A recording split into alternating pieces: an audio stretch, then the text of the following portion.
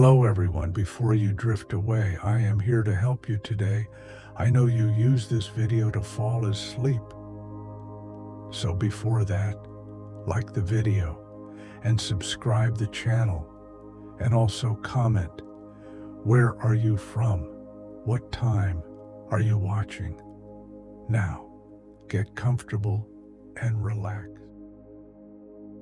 Tonight, I will be your guide as we embark on a journey to ancient Greece to hear the story of Theseus, the mythical king and founder of Athens, as he embarks on several quests across the beautiful countryside and through the ancient cities of this breathtaking region of the world. Before we begin, however, let us take a moment to unwind and find peace in the space that we are in, here and now. Close your eyes and allow your body to sink into the mattress beneath you. Notice the points where your body is in contact with the bed, how your legs are cradled by the soft, plush mattress, how your hips and torso are supported and embraced by this cozy little oasis. Notice how it feels to finally be at rest after a long day. There are no expectations or obligations here.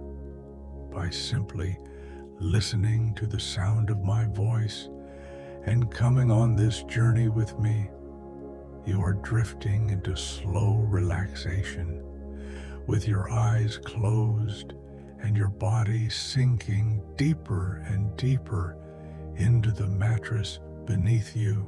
Try and picture a glowing orange light just outside your window. It is an orb that glistens and shimmers, illuminating everything around it in its soft, warm light. It will light up whatever is outside your window, perhaps a tree, a bush, a car, or even just the cool night air. Picture in your mind as the orb gently taps against your window. It lets out a soft tink as it does so, like a courteous knock from a kind old friend. The window magically opens, and with it comes a cool night breeze that brushes against your legs, making the blankets around you somehow feel even warmer and more inviting. The orb floats into the room gently on the breeze, illuminating the walls, ceiling, and floor in that comforting, warm light. Picture it lighting up the items on your nightstand or TV stand, casting beautiful little shadows on the wall. But then you notice something peculiar about the orb, something interesting.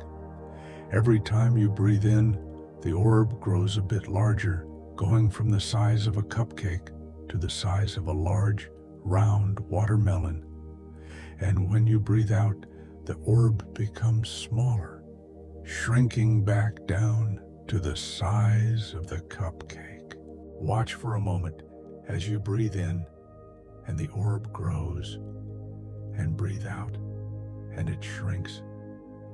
As you breathe in and the orb grows, and breathe out and it shrinks. As you breathe in and the orb grows, breathe out and it shrinks. Slowly, the orb lowers down toward your body.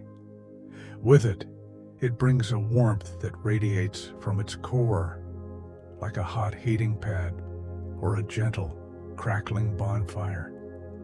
The orb glides down to your legs, hovering just over them. Feel as that light and warmth splash against your legs, causing them to relax more and more. Feel as the orb melts away any tension that you've been carrying with you. Your legs sink deeper and deeper into the mattress, now completely and totally relaxed. Then the orb slowly travels up your body. It hovers just above your stomach, then slowly lowers. Feel its warmth as it releases and soothes any discomfort you've been carrying in your stomach or abdomen. You're no longer carrying any nervousness or tension there. All your muscles are completely at ease. Then the orb continues up to your upper torso, covering your arms as well. As the orb lowers, feel your hands relaxing. Feel as your lungs expand, allowing more and more nourishing air into your body. Your breaths are now long, deep, and fulfilling, bringing you even more comfort and peace. Finally, watch as the orb travels up to your head. And this time, as it lowers, it's not just releasing the tension in your shoulders, allowing them to fall away from your ears and relax. It is calming your mind. Feel as it unwinds any heavy thoughts in your brain and lays them out flat for you, allowing you to manage them with ease. Feel your jaw relax and the muscles around your ears calm. Then, as slowly as it drifted into the room, watch as the orb drifts off. It heads back toward the window, illuminating the walls, ceiling, and floors as it moves. It illuminates every item on your nightstand in an entirely new way. And then it's out the window and floating down the street, carrying that brilliant glow with it everywhere it goes. Now that we have taken the time to unwind and find peace where we are, here and now, let us travel to ancient Greece and begin our story with the beloved, cunning King Theseus, the birth of a hero. Aegeus, the king of Athens, was a powerful, wise man. He lived in his lush palace with hardly a worry in the world. In the morning, he would sit in his palace atop the highest hill in the city, looking down at his subjects and the stunning port in the distance. He loved the way the rising sun painted the mountains on the horizon in breathtaking shades of scarlet, salmon, purple, and red. The way those mountains reflected on the water, looking almost too beautiful to truly be real. His palace had everything he could want: the best food in all of Athens, the most wonderful, talented musicians and performers, the finest furnishings that could be found anywhere in the world. He even had two beautiful wives, Medea and Chalciope, whom he loved dearly. But there was one thing missing from the palace: the sound of children's feet scampering down the hall, the sound of children's laughter echoing through the art-covered walls, filling his heart and his home with warmth. Neither of King Aegeus's wives had yet borne him a child, and over time that became a grave concern of his. He worried that one of his three brothers would try to overthrow him and take the throne. So Aegeus set out to try and find some guidance. Desperate for answers, he went to the oracle, hoping she would be able to tell him how to produce a male heir, and with whom. The oracle looked down from her chair, glistening in the moonlight. She had a magical air about her that caused even King Aegeus to feel inferior. With a calm, relaxed tone, she told the king, Do not loosen the bulging mouth of the wineskin until you have reached the height of Athens, lest you die of grief." King Aegeus did not understand the oracle's words. Disappointed, he headed back to his kingdom, wondering if he would ever have a male heir. On the way back to Athens, he decided to stop at Troezen and consult King Pythius, hoping that he might be able to decipher the message from the oracle. King Pythius understood the message perfectly, but feigned ignorance, hoping that he could procure himself a grandson that had Aegeus's blood. He gave King Aegeus some wine to drink and then introduced him to his daughter Aethra. They spent the night dancing and drinking, sitting under the stars and moon together. And eventually, as the moon sailed toward the distant horizon, the two lay together. In her dream, Aethra received instructions from the goddess Athena to immediately go to the nearby island of Svaria. She left the sleeping Aegeus and waded across to the island.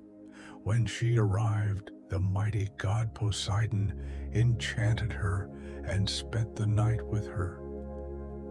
So when she later discovered she was pregnant, she didn't know who the father was. Was he a god? Or was he a king? Aegeus had worried something like this might happen, so before he left Troezen, he hid his sword and a pair of his sandals beneath a great boulder. He went to Aethra and told her that if she bore a son, he could, when he reached adulthood, try to lift the boulder to retrieve the sword and sandals. If he managed to get the sword and sandals, then Aegeus would know he was truly his son, and he would be the future king of Athens. When Aethra gave birth to her son Theseus, it was undeniable that he was the son of someone important. He was the most beautiful child anyone in Troezen had ever seen. He had a happy upbringing full of love, but it was clear from the beginning that Theseus was unlike his peers. One day when Hercules came to visit and took off his lion belt before sitting at the table, all the children were alarmed, except for Theseus, who grabbed a heavy axe and swung it at the belt, thinking it was a real lion. When he came of age, Aethra did as Aegeus had instructed. She brought her son to the boulder and told him that if he could lift the boulder and retrieve the sandals and sword, then he was to be the king of Athens. With ease, Theseus lifted the heavy boulder. Dust and pebbles rained down on him as he hoisted it over his head.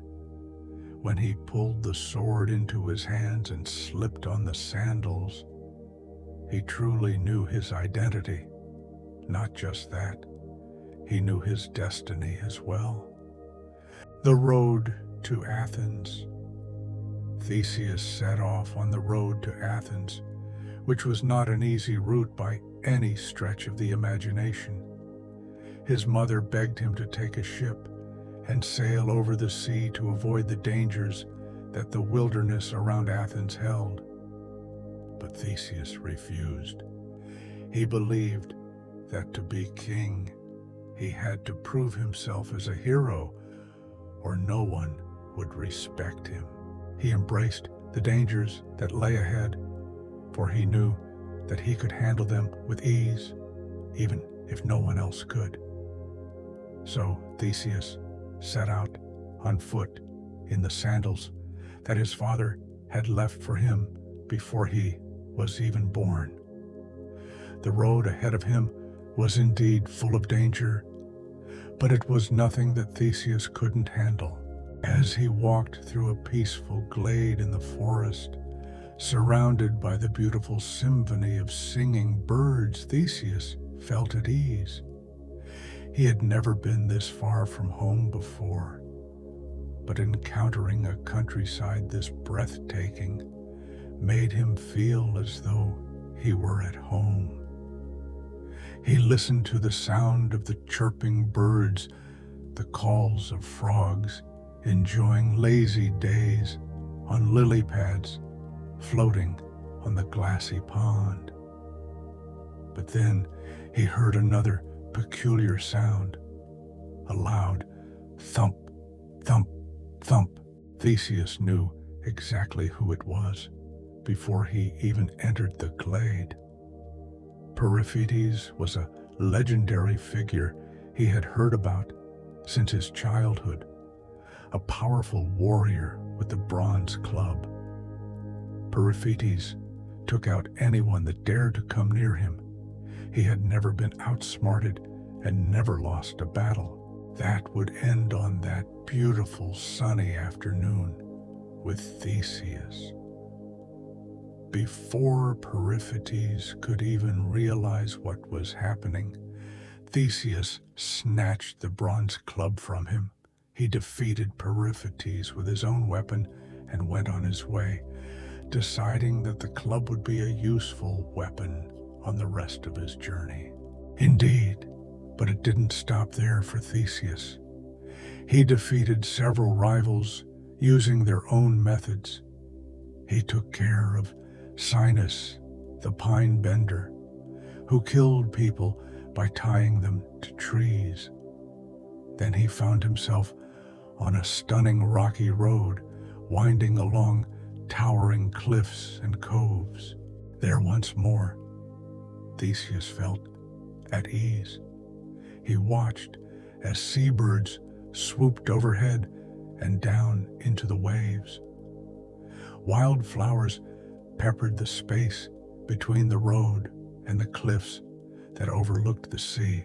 Great clouds overhead cast lazy shadows on the evergreen grass around him. And then there was Siren, a strong, rough-looking man who seemed entirely out of place amongst all this beauty.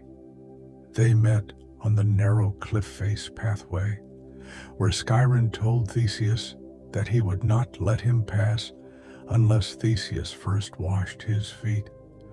Only then did Theseus realize who Siren was.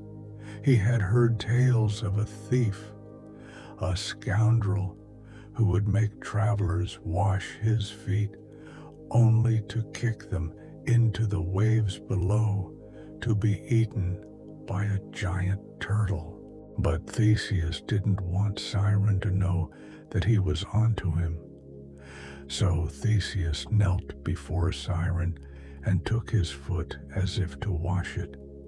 But instead of washing it, Theseus hoisted Siren over his head and tossed him into the waves below, sending him to meet the fate that he had intended for Theseus. After defeating Siren, Theseus continued along the dangerous route to Athens. Every single rival that he came upon, he was able to overpower or outsmart with ease. And not only was he protecting himself, but he was bringing peace for any travelers that would walk the once troubled road behind him. Arrival in Athens. When he arrived in Athens, he thought he would be seen as a hero, the heir to the throne who was finally coming to take his rightful place. However, that was not the case. Theseus didn't reveal his identity to his father when he arrived at the palace. So his father had no clue who this young warrior truly was. But Medea, one of his father's wives, knew instantly who Theseus was. She had a son from a previous marriage that she hoped would ascend to the throne. So instead of welcoming Theseus and greeting him with kindness, she told him he needed to prove his worth. To achieve this, she ordered him to capture the Marathonian bull, which was once captured by Hercules and later let loose around Marathon. She believed it to be an impossible task. But few things were impossible for Theseus. He set off to Marathon, where the bull had been terrorizing locals and causing havoc for several years. With ease, Theseus was able to capture and conquer the bull. The people of Marathon celebrated Theseus as a hero, and he relished in the glory of not only saving the people but proving his worth yet again. When Theseus returned to Athens to tell Medea and his father that he had conquered the bull, his father was pleased. Medea, on the other hand, was far from it. She proposed a toast, giving Theseus a poisoned chalice. But just as Theseus was about to drink from the cup, his father recognized the sandals and the sword he was carrying and realized who he was. He knocked the chalice from Theseus's hands and embraced his son, welcoming him home. Medea fled the palace, never to return. Finally, Theseus was where he belonged in Athens, and though living in Athens was glorious, it was not easy. Many people wanted to kill Theseus for a chance to ascend to the throne. And there was one other problem, a problem that Theseus could and would not stand for. King Minos of Crete had once sent his most beloved son, Androgeus, to take part in the Panathenaic Games that were held every 4 years in Athens. Androgeus soon became a crowd favorite, which angered Pallas, the sons of King Aegeus's younger brother. Pallas killed Androgeus, devastating King Minos. As a result, King Minos ordered that every great year, which occurred after every 7 cycles on the solar calendar, King Aegeus was to send his 7 most courageous men and 7 most beautiful women to be thrown into the labyrinth in Crete and destroyed by the Minotaur. Theseus disapproved of this horrible ritual. He wanted to protect the people of Athens, and so he set out himself to defeat the Minotaur and put an end to the madness. The labyrinth and Ariadne. When he landed on the stunning shores of Crete, there was a woman sitting on the dock, twirling her feet in the cool water below. Her name was Ariadne. She was the most beautiful woman in all of Crete, and she was also the daughter of King Minos, the man who had cursed so many people of Athens to their horrible fate. But when their eyes met for the first time, nothing else mattered. Where they were from and who their parents were was lost in the wind. All Ariadne could do was stare up at Theseus. Her heart pounded as she admired his deep, honey amber eyes. Her eyes traced along his sharp jaw, journeying down to his muscles, which shimmered in the light of the slowly setting sun.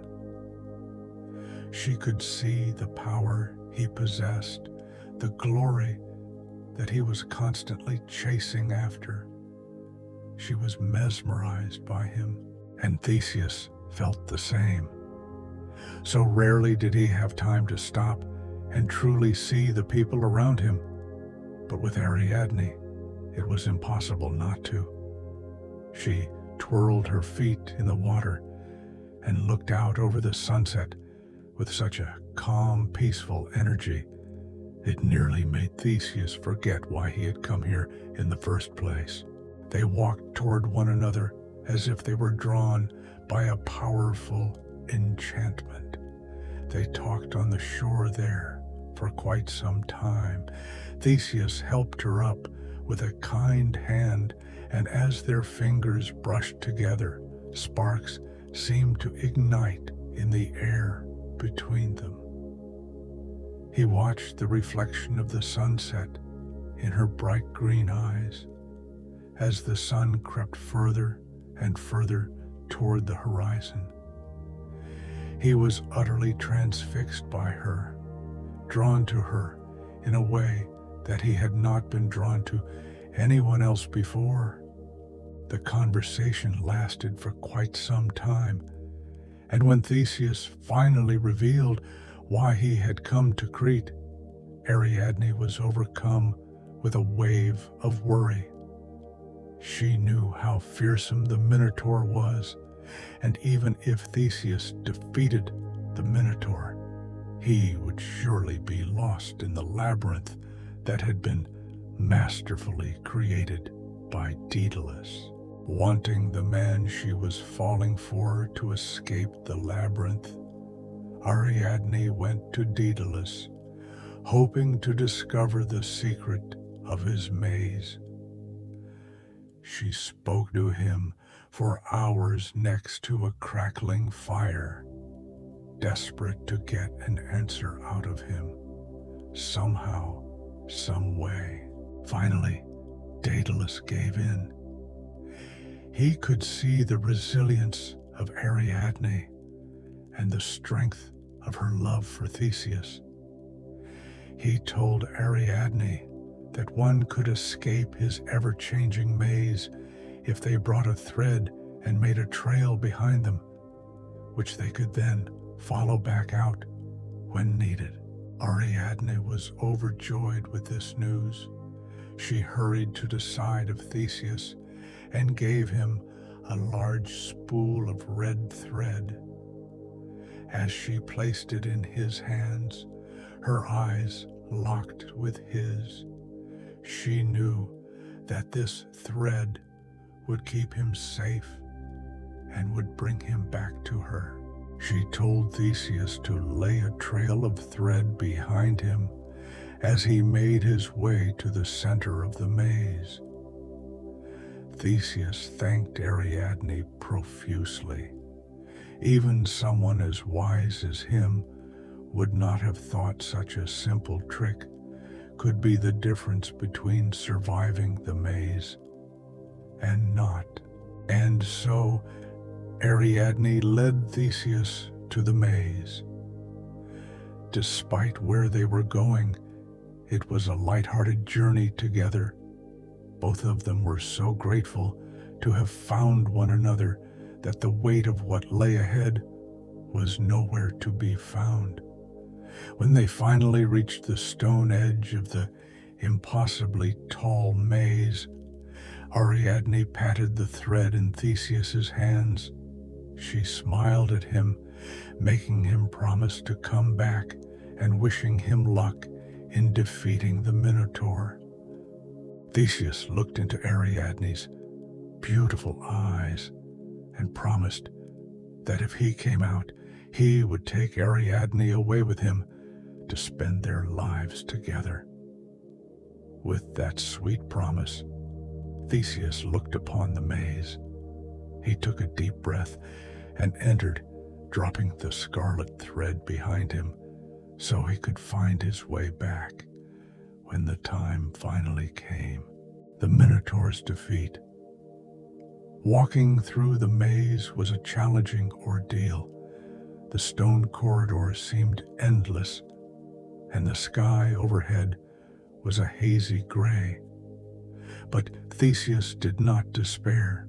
He knew that he had Ariadne waiting for him on the other side, and he knew that by doing this, he was protecting his people.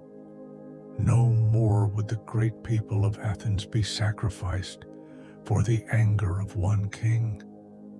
He walked deeper and deeper still into the winding maze until finally he found himself approaching a large atrium, and lying there in the middle, curled up, fast asleep, was none other than the fearsome Minotaur. Theseus thought he had the best luck out of any of the warriors. The Minotaur was asleep, an easy target. He walked deeper and deeper still into the winding maze until finally he found himself approaching a large atrium, and lying there in the middle, curled up, fast asleep, was none other than the fearsome Minotaur. Theseus thought he had the best luck out of any of the warriors. The Minotaur was asleep, an easy target. The future of Athens' maidens and warriors was secured. They were safe. With the Minotaur defeated, Theseus could set out to achieve his next goal. He could take the beautiful Ariadne as his wife. He tugged on the red string with a faint smile on his face, knowing that soon she would be in his arms. The journey to get out of the labyrinth somehow seemed longer than the journey in. All Theseus could think about was Ariadne, waiting on the other side, probably praying for his safe return. The red thread slid through his fingers as he wound it in over and over, making good progress through the maze. In all the gray and darkness of the maze, there was that bright red thread of hope, that thread that reminded him why he had done this in the first place, so that all the people who would have been sacrificed to Crete would be able to remain with their loved ones, so no one would lose their Ariadne. Finally, he felt a cool breeze wash over him. He knew the exit of the maze must be close. He picked up the pace, allowing the emotions inside him to guide him more and more, until finally he emerged into the dawn of the day. The smell of wildflowers and cypress trees and the fresh, beautiful ocean washed over him immediately. And then, before he even saw her, he felt Ariadne's arms around him. She giggled with glee as she hugged her beloved, holding him tightly as if she never wanted to let go. Theseus kissed her forehead and looked at her with a warm smile. He promised her that now they would be wed, just as he had said before he entered the maze. After all this, they could be together. Neither of them could wait for the wedding, and so they didn't. Theseus took Ariadne by the hand and led her back to the camp they had established, where all the other Athenians awaited them. When Theseus announced that he and Ariadne would be wed, the small crowd erupted with joyful applause. They were thrilled to see their hero in love with someone like Ariadne. As the sun rose around them, painting the sea behind them in a watercolor of pinks, oranges, reds, purples, and yellows, Theseus and Ariadne took one another by the hands. They stared deeply into one another's eyes as their vows were read before the gods.